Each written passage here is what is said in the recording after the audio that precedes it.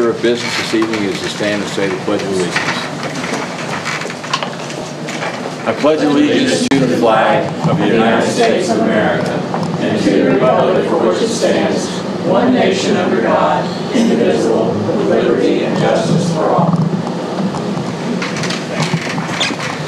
Dr. Allman, would you please read our mission statement? Please. Thank you. The mission of the Upshur County Schools is to provide academic preparation, social responsibility, employability, and a desire of lifelong learning. Thank you. Let the clerk note that all members of the board are present this evening. Had a chance to review the agenda. Do we have any amendments? We have a supplement to the personnel portion of the agenda. Parts E and F have been added, and those are the rehire of probationary employees. Some are probationary after the first year, and they'll be on probationary again next year. The second group, item F there, are those that, I'm sorry, I reversed that. The top ones will go on permanent status, and the bottom ones will remain on probationary for one more year. And those, the top ones will go on permanent status after this year? Yes, after this school year. Very good. So, a motion to approve the agenda. Motion to approve. Thank you, Mr. Sue. Second. Thank you, Mr. Johns. All those in favor say aye. Aye. Opposed, same sign. Motion carries. Had a chance to review the minutes. We have minutes from the meeting of February 23rd, special meeting, February 28th, regular meeting, and the March 6th special meeting. Any additions or corrections to any of those minutes as viewed by you all? Then motion to approve. Motion to approve. Thank you, Mr. Suter. Second. Thank you, Mrs. Bellamy. All those in favor say aye. Aye. Opposed, same sign. Motion carries. So we'll move on to acknowledgments and your announcements. Up to highlights. We have an announcement that's also a highlight. We're real pleased to announce that we had a real good turnout for the pre-K registration and the kindergarten registration held last week at the Armory. We had 143 pre-K students enroll. Now we have approximately 187 slots, I believe, so there'll be others that will continue to enroll. And we had 231 kindergarten students enroll for next year. We currently have approximately 300, so there are still some out there, and they'll come, but just a real good showing. New procedure this year at the Armory. Not only was it at the Armory, we had all our principals there, and after the youngsters registered, they actually went to their own principal to get acquainted, and they have them on their list. We also, in partnership with Community Care of West Virginia, and Connie's here to talk a little bit more on our school-based health, but they helped us out, and they were there and did wellness screenings and did immunizations, vision and hearing. We had some children that oftentimes perhaps don't get the immunizations right when school's ready, so they were there and really helped out, and we're very pleased, and we'll continue that partnership. So that was just a good day. Also today I had the pleasure, and some of you were able to go up to Buchanan Upshur High School. They inducted approximately 43 students to the National Honor Society. It's always a treat to be up there and see the cream of the crop academically, and it was just a real good morning there. And we intend to invite them perhaps to our next board meeting so that the board can acknowledge them also, all 43 of them. And then the last announcement is, please be reminded that Monday, which is originally scheduled as a out-of-school environment day, has been rescheduled for an instructional day due to a snow day that we're making up. So we'll send out a link to remind everybody of that. Okay, thank you. So now, moving on to item 7. Connie Johnson, school-based health center update. Yes, I'm Connie Johnson. Thank you very much for inviting me here this evening to speak with you guys about the new school-based health centers that are coming to the Upshur County schools, at least 2 Upshur County schools for right now. I'm the Director of Institutional Research with Community Care of West Virginia, which is a large health organization that has several sites throughout central West Virginia. We have 9 health center sites, 5 pharmacies, and 4 school-based health centers in Clay County. Is where our school-based health centers are. And about a year ago, just a little background on where we're at with the school-based sites. About a year ago, we received information where we could apply for an equipment grant for new school-based health centers in our service area. So we spoke with Mr. Lampeden and with the superintendent of the Harrison County Schools and identified 2 schools in Upshur County and 3 schools in Harrison County that we wanted to open new school-based sites, and so we applied for that grant, approximately $93,000 that will go towards equipment, and which equates to about $18,000 per school. And we were notified this past January that we were awarded that grant, and so we began working with Mr. Lampenen and with the principals at Academy School and French Creek School to identify sites within those 2 buildings to implement a new school-based health center in each of those schools. So we're really excited to be able to do that and offer additional access to primary health care to our students and staff at those schools as well. I understand that Mr. Lampeden, as an attachment to the board agenda, was the frequently asked questions document that we had developed to send out to the parents, along with the parent survey that we'll be conducting of what services the parents would like to see at those school-based sites. And the frequently asked questions, of course, offers additional information about what a school-based health center is and what to expect with the school-based sites in their child's school. And so we're anxious to get those surveys out and see the return on those, kind of a needs assessment type thing, so that we can identify the appropriate staff that we'll need in the schools and the services that we'll be able to offer. So we're really excited about it. I'll be glad to answer questions, and if you want more information on school-based sites or others in the state or anything like that, I'll be glad to forward you information on any of that and answer any questions tonight that I can. Thank you, Sean. Any questions for Con? I've had the pleasure of working 7 years in your Clay County site, and I'm a strong advocate of school-based health care. I'm hoping that it will develop into a full-fledged program. Of course, Clay County only had 3 schools. It's a smaller situation, but the children will do better in school if they're healthy and if they don't have to drop out or miss class to go to a doctor's office.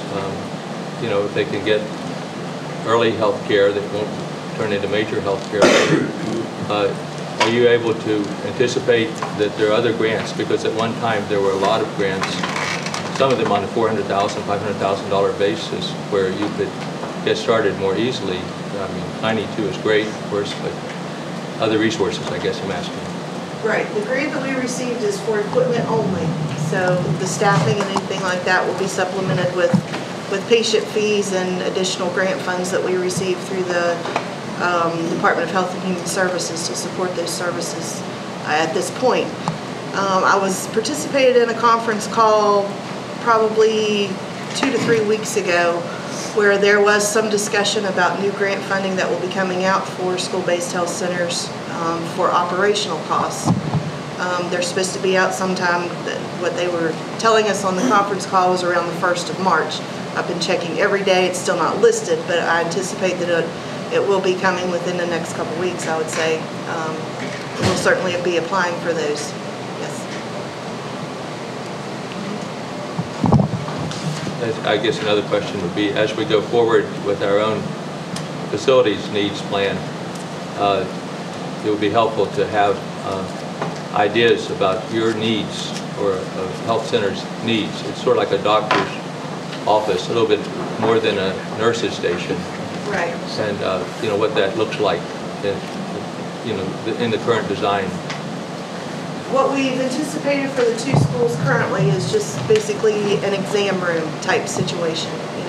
Enough room for an exam table and the otoscopes and all that other equipment that goes along with it. A sink typically is a good idea. That's real handy. Typically a bathroom that's close by. Other than that, I mean, we don't need a whole lot of space. We have an electronic health record, so there's not storage of health records or anything like that that will be a problem. Of course, we would need a small filing cabinet and that kind of thing for forms and things that we would be giving out. But other than that, we're not looking at a need for a whole lot of space. Of course, more is better, but we'll take what we can get and make it work.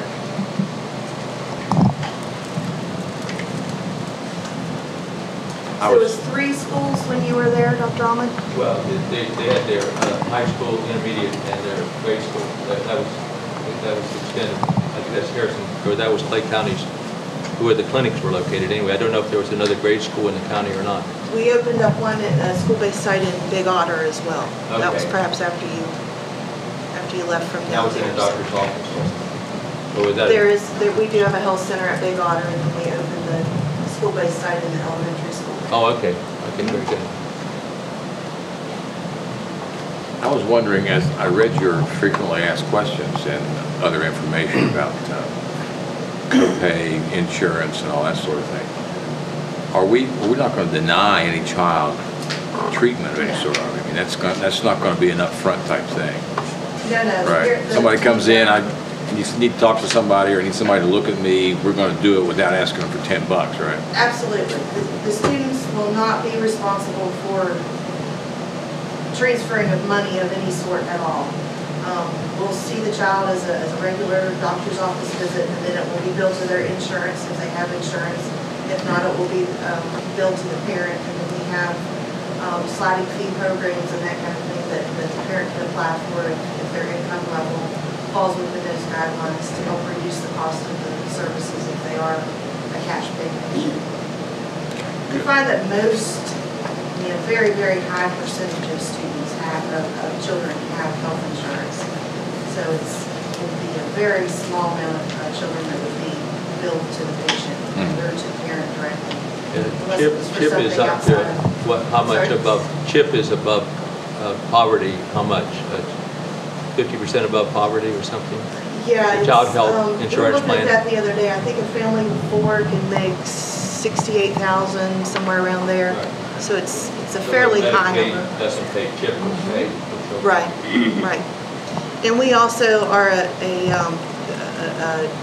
CHIP application site.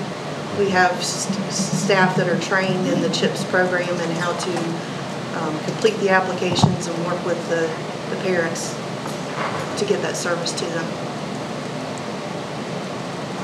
I was at the Buchanan Academy School Improvement Council meeting the other night, and Connie was there presenting to that group, and they were very excited and enthusiastic about it. Asked a lot of good questions, but they came up with some ideas also, so they're starting to see scenarios in their own minds of how that's going to help. Oftentimes a child's pulled out of school to go to a doctor, and it'll take a half day or a whole day. The first thing they thought was, boy, this could be a 15 to 45 minutes out of the class and right back in, so what a benefit that's going to be. We're pleased to have it. And will the doctor or whoever sees a child here be able to confer with or communicate with a regular doctor in some way to let them know? Absolutely. As part of the consent form process that the parent has to sign to allow us to see their child at the school-based site, they list who the child's primary care physician is, and we as the providers are in communication with the child's primary care physician if it's not one of our regular patients. Absolutely. Any other questions? We're all very excited to see this come on board. We've been talking about it for quite a few years, and we're glad to see you get the grant.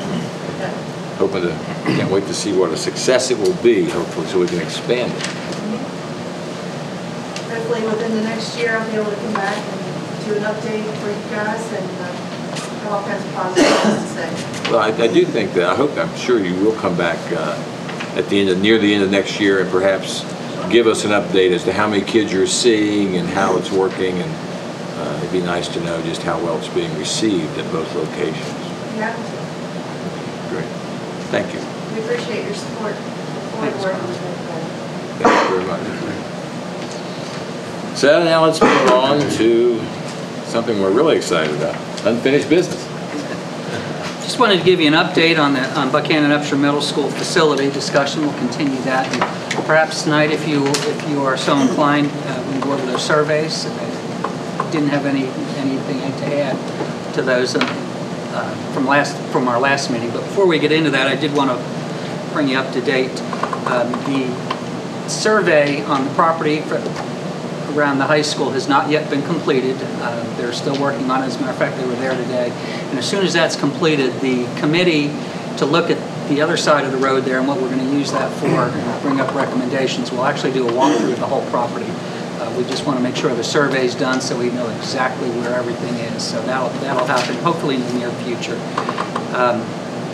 We'll be meeting with principals tomorrow, and we're going to be talking about out-of-district. We talked about out-of-district enrollments and what it would look like if all children were placed back in their home schools. We're not saying that's going to happen, but we want to know where the numbers would lie when that happens. We'll be talking about that, and we'll be talking about the educational plan with our principals tomorrow also, and the grade configuration, and get their opinions and moving forward with that. Ted Shriver will be up again next Tuesday to meet with us at the central office staff to go over those projects yet another time. As a result of our discussion last week, we came up with some other issues we want to talk about in that CDFP. So we're going to meet with him on Tuesday afternoon, as well as our group from the central office. And so we are moving forward on what's going to happen next. So that's kind of an update of where we are. How soon can we expect to get those other items that we talked about the last meeting? We're hoping to have the maintenance costs, the last 5 years of the utilities, and the cost to renovate by the last meeting in March, which is we meet 2 weeks from tonight. 2 weeks. So we're going to meet Tuesday, and hopefully we can pull all that together and have a report on that, and then we'll move forward on the rest of it. Okay. I gave you copies of the survey last week. The surveys. What's your pleasure tonight? Do you want to go over those? Yeah, we were going to try and get those out as soon as possible. Did y'all have a chance to look over them? Did you bring them with you? Did bring them. Do you have yours with you? I have. You have one? I think for the most part they were. Which one would you like to look at first? We have one for the faculty and staff. We have one for current 8th graders and 9th graders, and we have one for the public. You want to start with the public? I think I had the most questions about the one for the faculty and staff. Faculty and staff, okay. I don't know how the rest of you felt. I know the first 2 questions I thought were, and maybe more, there were several questions I thought that were really above and beyond staff's ability to really tell you whether or not it was good or not. You know, Let me find them. average, above average, below average, excellent. I mean, come on. I think in a lot of cases, what questions like that need to be as relates to your teaching area, your classroom area, and maybe your hallway out front, but it needs to be either sufficient or insufficient. You know, it works or it doesn't work. Well, that's interesting. Who knows what average is? That's interesting that you say that, because the original one did have that, and then we looked at the CEFP, and these codes that were in the CEFP, we wanted them consistent. But good or bad, insufficient, sufficient, average, above average is fine with us. I think it's hard to do that if you're not an expert. I mean, Howard might be able to do it, you know, but I think most people would walk in there and say, gee, I don't know if it's kind of cool in here. Does that mean that AC's not working as well as it should be, or the heating's not working as well as it should be, or is it below average or above average? I mean, who really knows those kind of things? I just think it's too technical. And I think the same way with the lights. You know, the lights are either adequate or they're not. Okay. That's just my opinion. I don't know how the rest of you feel. Well, there's certain standards you have to meet, right? Yes, there are. You know, Yeah. And I doubt that any teacher knows what they are. pardon? I doubt that any teacher knows what those standards are according to school building authority, but they certainly know how they relate to them and their teaching environment daily. You know, the art teacher can tell you, it's too dark in here. I need new tiles, or I need new lighting, you know. But can he tell you if that's standard? I doubt it. So anyway, that's So would you like sufficient, insufficient? Was that what we had in the original, George, you remember? Satisfactory. Satisfactory or unsatisfactory That is sounds what it good. was. Well, for the lay person, that probably would be a better kind of a feeling toward what they needed than trying to get into this layout here, I would think. You know, they're happy with it or they're not happy with it. And that's fine, we can certainly do that.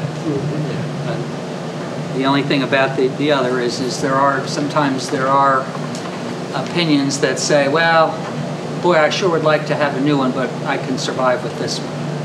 So they put it in the average range. It's not the best, but it's not the worst. So now maybe they'll put it in the comments. Okay. You know, I mean, it works or it doesn't work, and if you don't like the two answers, you can comment on what you would like to say. I'll take that one. That's the way it was originally, satisfactory and unsatisfactory, and I said change it, so I'll Okay, take the that. surveys, when we get these surveys back, how are they going to be compiled? Well, Is that's this what we have to through- look at too, because when we go through all the surveys, we're going to have to decide, do we want to do them electronically, or are we going to allow for, I would imagine the faculty and staff will be a paper and pencil. So we'll just go through them and mark each one and write down every comment that's listed there and give me a copy of the comments. I didn't have too much trouble with building accessibility, except I didn't really understand what number 2 meant. Parking vehicles is. Parking lot. Hard, not hard. What's it mean by that? Parking lot It is? should just say parking is. Parking is. Okay.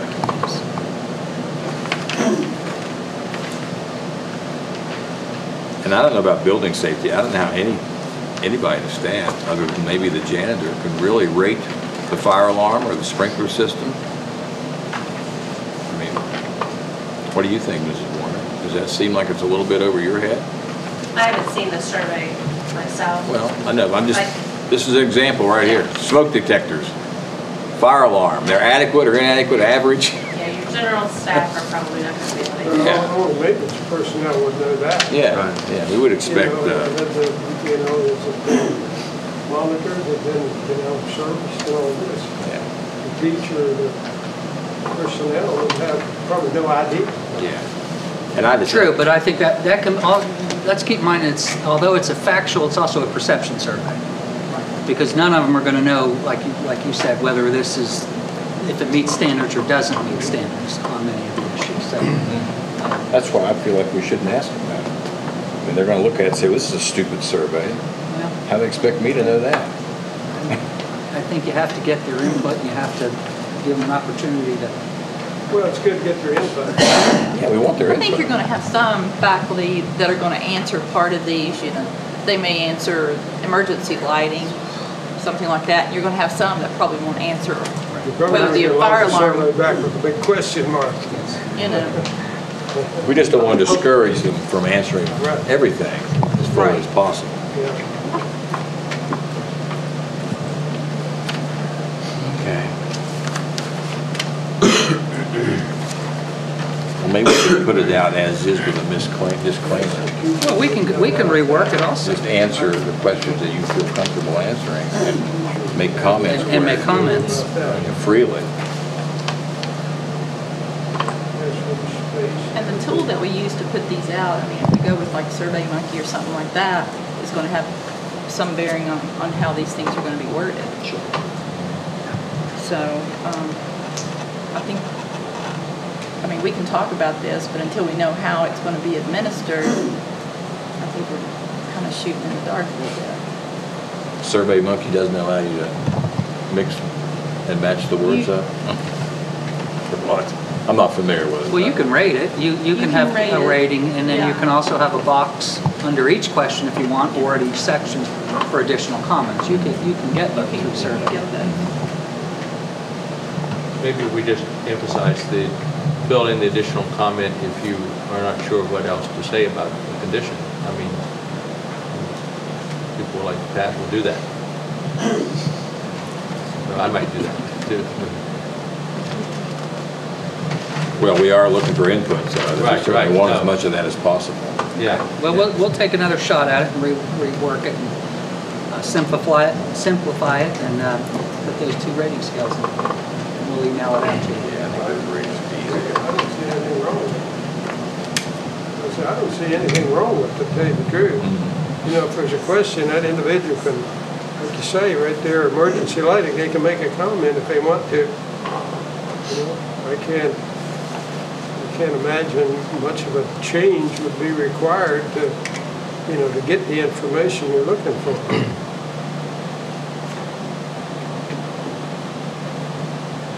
Every time you go to a motel or something, you get one of these on the computer later, and they usually do have 5 parts to it. I mean, whether it's You scale of 1 to 5. How do you- yeah, right. Yeah.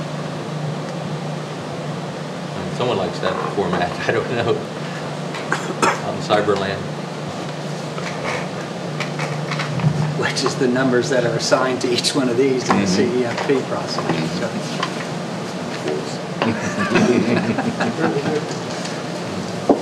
So you guys want to just leave it as it is then, and just send it out? Let's try it out. Okay. Yeah, I would Okay. say, yeah. They have room for comments at the bottom. Yeah. I mean, Yeah, so- let's just encourage comments and Just send it as is. Thorough, Yeah. it covers a lot of different areas, and like I say, if they have a question, they can always, you know, they can always put the question down so that you get it or whatever. Does this follow a format as say to a state inspector, or we were learning that the fire marshal may have a hand in things from time to time? Does this follow a format that someone else like that may be using? Or building engineer, something like this? Each one of the categories follows that format, yes. Uh-huh. The specific questions are Okay. ours.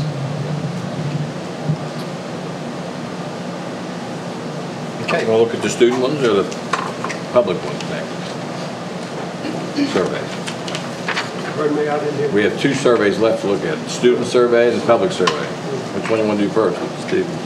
Student. Take them over. Anybody need one? Student. Thanks, Connie. I didn't see a whole lot wrong with this one.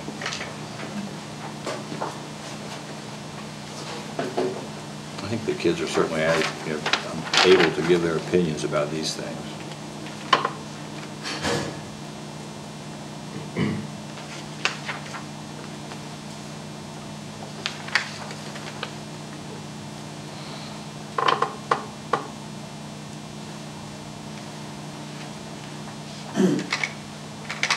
Although I can't remember being encouraged to hang out a lot when I was in school.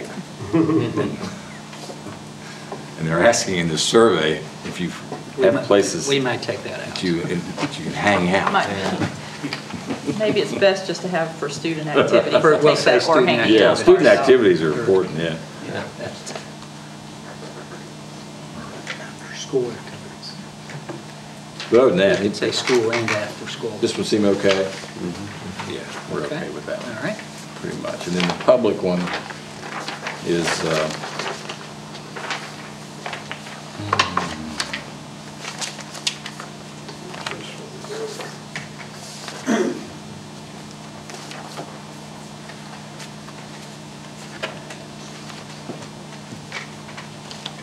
wasn't quite sure where we were going with this. Would you like to see a community area added to the Upshur County Schools? 'Cause I thought the gymnasium pretty much was that. It was the community area. I mean, are you looking for more than that, or?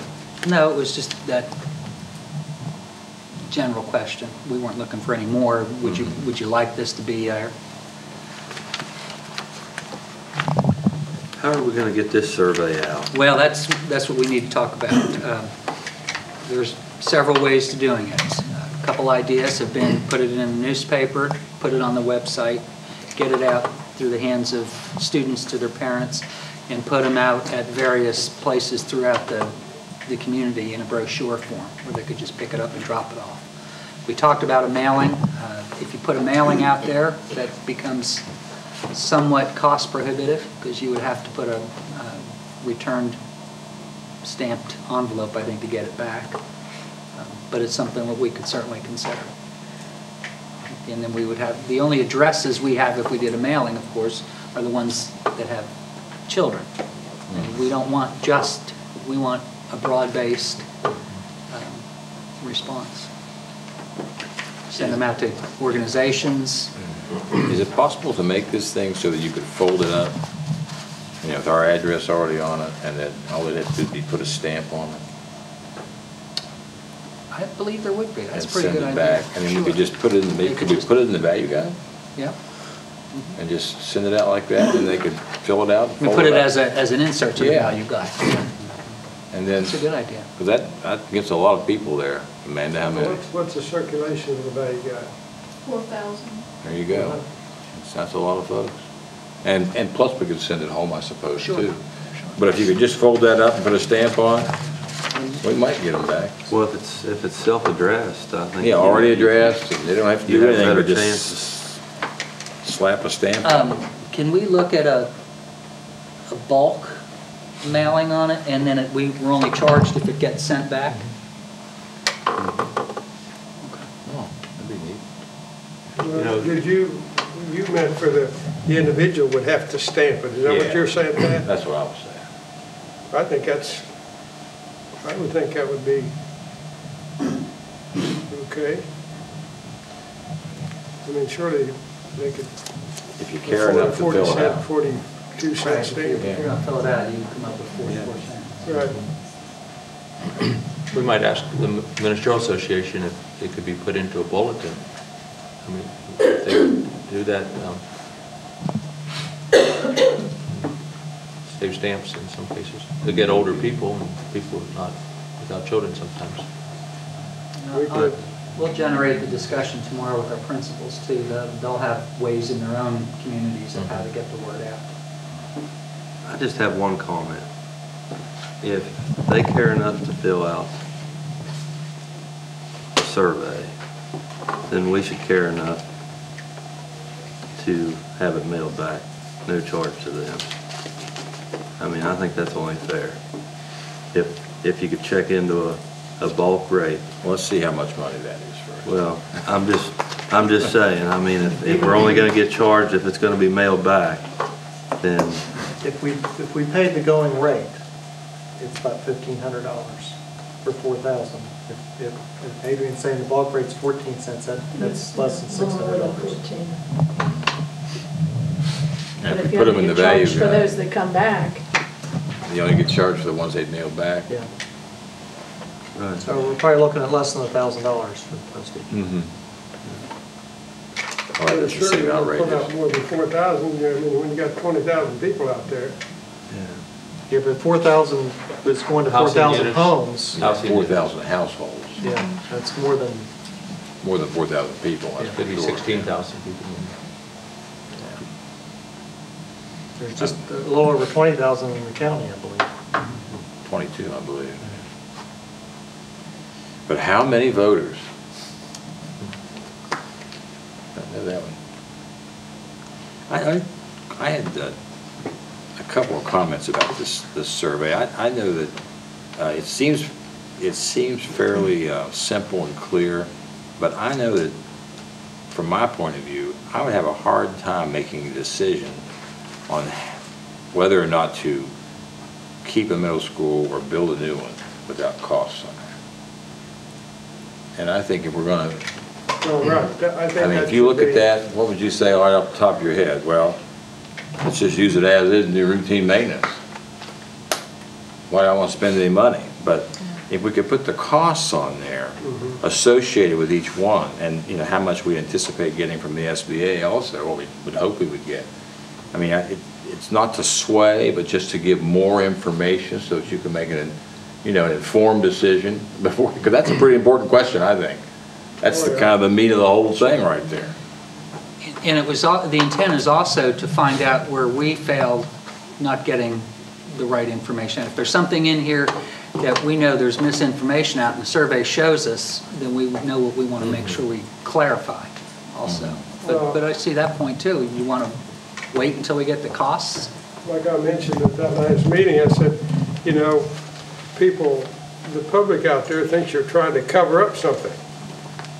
You know, everyone I talk to, you know, well, they're covering up something, you know. Well, if, like Pat said, if you got that information right there in front of them, To the best of our it's knowledge, public anyway. information anyway. And, it would, you know, people would have a better feeling about their decision as to what they're. It might make them think a little bit. Yeah, anyway. right. Well, and I agree with Pat. I think if you send it out this way, they're going to say use as is. Well, sure. That's the easy thing.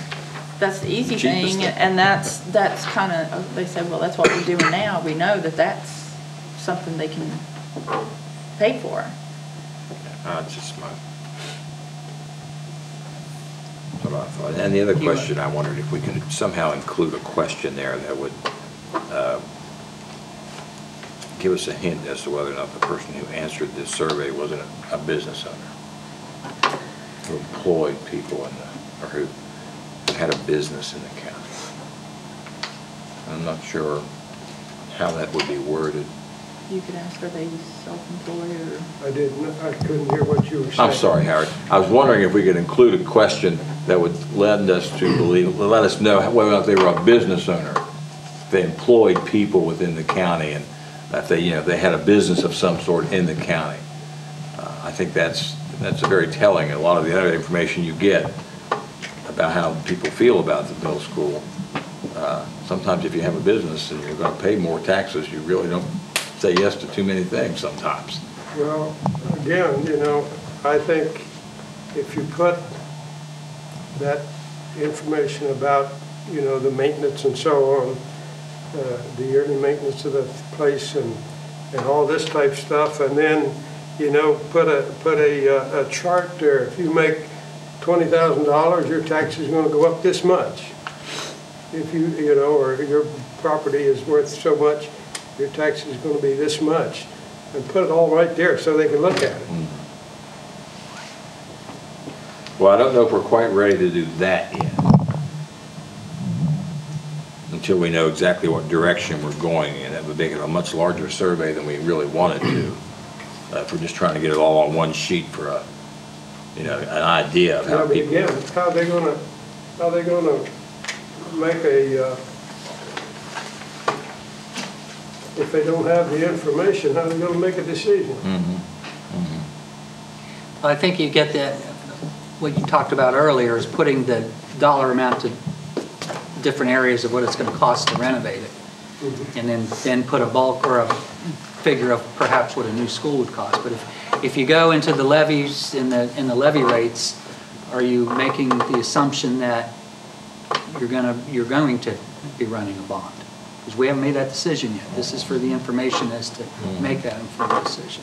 I think if we put the approximate cost or the dollar amount that we think it's going to be, and we should be pretty close on that, I would think. I think that's going to help them in answering this question. But again, I think if we leave it the way it is, you're going to get most everybody choosing that first one. And you can do that. We can do those, and we have to really qualify that they're ballpark figures now. Because again, go back to what we talked about earlier. We haven't decided on a configuration yet, so we could put both figures in there perhaps. To get back to your business question, maybe we could expand this up here and put more demographic information. Yeah. Well, I think the configuration would be a good question. I really do. I mean, that was a very important issue. Okay, we'll put Whether they want it or they Configuration, don't. fifth graders or not fifth graders. 5 through 8 or 6 through 8. Oh, okay. Okay. The other thing, if that has a certain order, and we've already pointed out that people might just go to the top, we might randomly assign that order. I mean, in some way in the office, George can figure out a mathematical way to decide which is top and which is second, which is... You mean these three choices? Yeah. There's three choices right there in the middle. Okay. I mean, we're going to anyway invite the top choice, probably. But let's see what we can come up with. Pat, do we have any kind of details about the new building? Well, we had details about proposed new building when we were talking about building a 5/8 configuration. If we do a 6/8, then that's pretty much not all out the window, but it's certainly going to be smaller. I mean, we're talking about 300 kids less, and so it'll be a smaller school. Basically, one of those wings is Gone. gone. Yeah. I'm not talking about the physical size. I'm talking about the construction, how it's constructed and so on. Are we looking at high energy efficiency and this type thing? Yeah, we definitely are looking at that, but we haven't actually gotten down to, you know, we don't have an architectural rendering of the whole thing yet, exactly how it's going to be done, detail-wise. But that's certainly, we've all talked about that. We want it to be environmentally friendly, high energy efficient, whatever we can afford. Some of those things are quite costly. Well, I realize that, but, you know, do you pay now or pay later? That's right. I mean, that's, we've had that discussion. You know, and it's a lot cheaper now than it's going to be 5 years from now. And I believe the architect said we're looking at about a 30% increase if we go with for the green school. You know, if we go whole hog. But we can do a blend without being too exorbitant. So we'll be in those discussions if and when we ever decide to build one. But we can't really retro the old building for pretty much. I mean, I think it's always going to be an energy hog. Pretty much, so. So we want to send this out, add to the demographics at the top, give us some more information on that. We'll recreate that and put it in that brochure form. Yeah. And see what that looks like. We'll get it out to you in a draft form, and there you go. And I think we all agree that if we're talking about $1,000 or less for postage, George didn't blink too many times when he said that, we should be able to handle that. Because this information is important and valuable.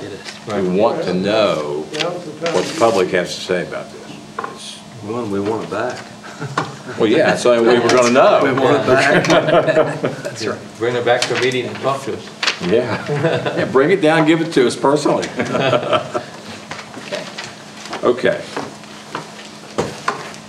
Anything else? No, sir. Now, was that a discussion or a debate?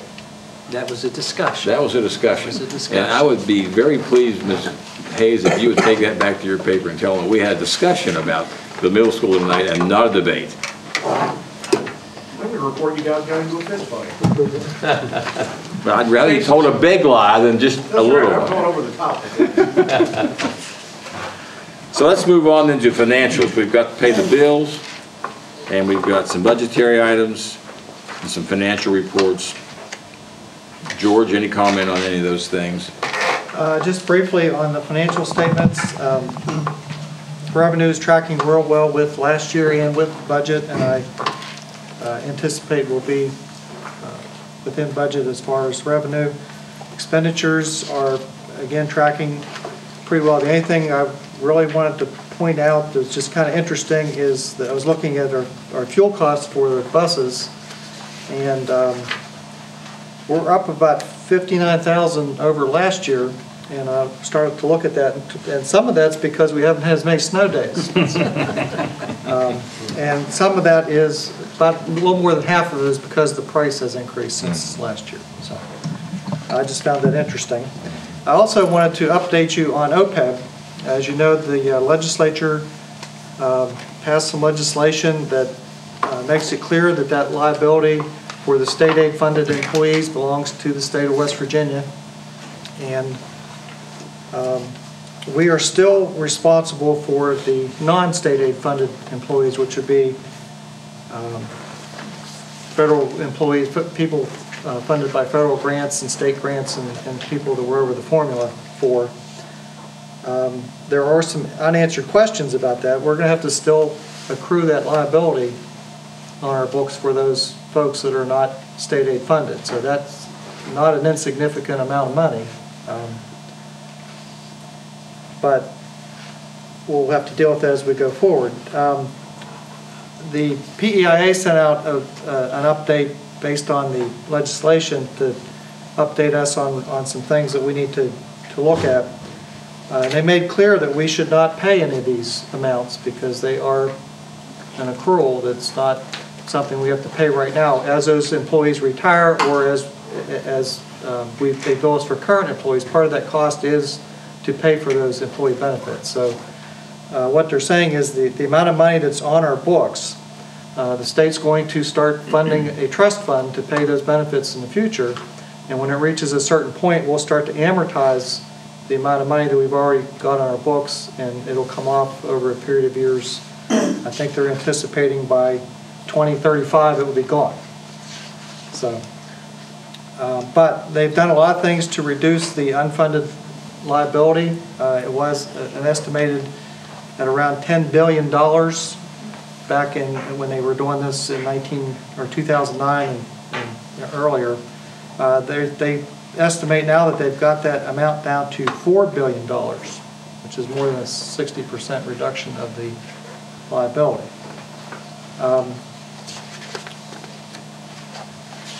There's another thing I would like to make clear about this. There's some discussion about whether we put money aside to pay this or whether we've got lots of extra money now that this has gone away. We accrued the liability and reported in our financial statements as we were required to do by the GASB requirements that we're under. But we did not change the way we operated the school system because of OPEB. We didn't set aside extra money. We did not hire people. We did not buy things to do that. I understand maybe a couple counties took that approach, but we always believed that it was the state's liability, and circumstances have proven that is correct. So we don't have all this extra money now because the OPEB situation's been resolved. Just wanted to make that clear. But if you have any questions about OPEB or the financial statements, I'd be happy to try to answer those. No? Mr. Wilson was still here. He was worried about that OPEB. Okay, so any questions at all? Well, this would be about the fuel. How many of our buses use natural gas combination? Any of them, or is that an experimental thing at this stage? Not natural things, Okay. but biodiesel. Biodiesel. But several years ago, I mean, there was Eastern American put a little gas station in, and then there was talk of that, and that didn't happen for anything. Okay. It did not have enough power for something as big as a bus to dig up our mountainous terrains, well, and do it all in one day anyway. It just really was lugged it down. And I'm sure the more research they do, they'll get better at it. But right now, we are bio, which is part vegetable oil, part diesel. So, we're on that. Natural gas, you lose about 25% of your power. Yeah. Wow. We've been doing the biodiesel for several years, I believe. We've been doing the biodiesel for several years, haven't we? Yes. We also get a higher reimbursement rate because we use the biodiesel from the state. So It's 80 to 90, I think, is what the... It's not 80, it's 90. It was 80 if you didn't do it, Right. and it's 90 if you So do. it's up to 90% That's on a reimbursement of that. 2-year lag. So 90% of that huge fuel cost that skyrocketed, it almost gave me a heart attack when he pulled in and put 17,000 gallon in that tank. But at least 90% of it's coming back, so. Okay. So it will be reimbursed. Something like that. But, I mean, it went up $1 just from like 3 weeks for us, which we pay no taxes. It was up there. Anything else? Then the motion to approve the payment of the bills and financial statements. Second. Thank you, Mr. Suter. Second, Mrs. Bellamy. Thank you. All those in favor say aye. Aye. Opposed, same sign. Motion carries. Moving on to item 10, the consent agenda. We have a field trip request for the advanced reading class and gifted class too, right? Or is that same, one and the same thing? To go to the Holocaust Museum in Washington, D.C. I know some of us had a few questions about that, and I think they were pretty satisfactorily answered. And I know I, for one, was quite impressed with the amount of prep work that they've done to get these children ready, because that is not a pleasant sight to see. But Sounds like they'll be well prepared when they walk in. I want you to tell Mrs. Sharp we are impressed. At least I am. What a great opportunity. Absolutely, it is. And I like the lessons she's trying to teach. Very good. So a motion to approve the consent agenda. Motion to approve. Thank you, Mr. Suter. Second, thank you, Dr. Allman. All those in favor say aye. Aye. Opposed, same sign. Motion carries. Moving on to policies, we talked about this last time. We're going to change our numbering system so it makes more sense. You had a chance to look at that numbering system. Makes sense. It makes so much sense that they'll probably tell us it's wrong, against the law or something. But it seems very clear, and I hope that staff A little more modern type of. and people, yeah, I hope everybody can see how much better that's going to be. And we also then have our first reading of the revised policy section. And Mr. Dilly, would you like to Yes. handle that? Try and convince us to do it? Basically, I believe you've already adopted this policy, but I'd like to codify it by putting it into our current policy book. We went through and put in the essential elements that we spoke about last time, and they're all there, and it's for your approval. So if there's any changes that needs to come to this, then I guess we'll do that on the second reading. Y'all get a chance to look at that? It's very easy to read, very laid out very well. I think it's going to be good for everybody. Didn't change the information, we just changed the way we're displaying it, so. So let's make a motion that will approve the new numbering system as well as this first reading of revised policy. Thank you, Dr. Allman. Second, Mrs. Bellamy. All those in favor say aye. Aye. Opposed, same sign. Motion carries. We're off and running. Good. Got a lot of policies to go We have a lot. through. Any correspondence or information? No, we covered that with the OPEB. Okay. Personnel, you've had a chance to review the superintendent's personnel list. Motion to approve the personnel. Thank you, Mr. Jones. Second, Mrs. Bellamy. Thank you. All those in favor say aye. Aye. Opposed, same sign. Motion carries. We have no delegations this evening. Any board member comments? Okay. You've heard mine already. We won't debate about it either. So now we're going to go into executive session. We have a student discipline issue to take care of. Some possible action on that. And then our next meeting date will be on Tuesday, March 27th, our regular meeting. However, we will be meeting this Friday at 7:30 in the morning for some disciplinary issues.